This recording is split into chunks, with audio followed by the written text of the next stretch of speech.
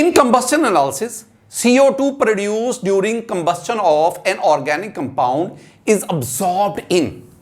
अब आ जाओ next point पे। मैंने क्या कहा, मैंने स्टूडेंट आपसे कहा कि वाटर अब्सॉर्बर तो है ना मैग्नीशियम परक्लोरेट। अब कंबस्शन के दौरान CO2 अब्सॉर्बर भी है। CO2 अब्सॉर्बर वो क्या है अब्सॉर्बर, बहुत लंबी बहस है। जो CO2 अब्सॉर्बर हम यहां पे लेते हैं ना student, that is 50% KOH, 50% KOH। बहुत अहम बात देखो, कार्बन डाइऑक्साइड प्रोड्यूस हुई, CO2 प्रोड्यूस हुआ, और ये जो CO2 है, you know carbon dioxide is an acidic gas, और ये जो KOH है, KOH ये बेस है। This one is a base, this one is a very strong base, sodium hydroxide से ज्यादा स्ट्रॉन्ग है, this one is strong base. अब ये दोनों का रिएक्शन हुआ तो आपके पास ये 2 ले लो ना, तो आपके पास K2CO3 बना, ये सॉल्ट है, और साथ आपके पास वाटर बना। यानी this one is a kind of acid base reaction, this one is a kind of neutralization reaction.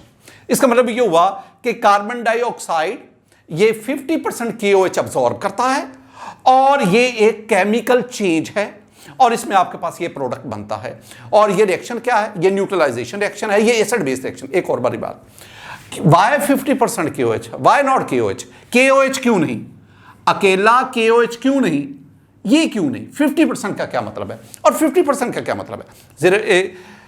KOH अगर आप प्योर फॉर्म में लेंगे ना, this one is very strong hygroscopic, ये CO2 को तो अब्सॉर्ब करेगा, साथ ही साथ ये वाटर अब्सॉर्ब भी करेगा। अब वो वाटर जो पीछे मैग्नीशियम परक्लोरेट ने अब्सॉर्ब करना था, तो कुछ वाटर वेपर्स ये भी अब्सॉर्ब करेगा अगर आप प्योर KOH लेते हैं। तो हम फिर क्या करते हैं, हम पहले इसको डाइल्यूट करके 50% बना लेते हैं, और उसके बाद फिर now it has tendency to absorb CO2 but it fails to absorb water. अब ये बेहतरीन अंदाज में काम करेगा। तो स्टूडेंट आपके पास इस क्वेश्चन का आंसर आएगा चार्ली, 50% KOH।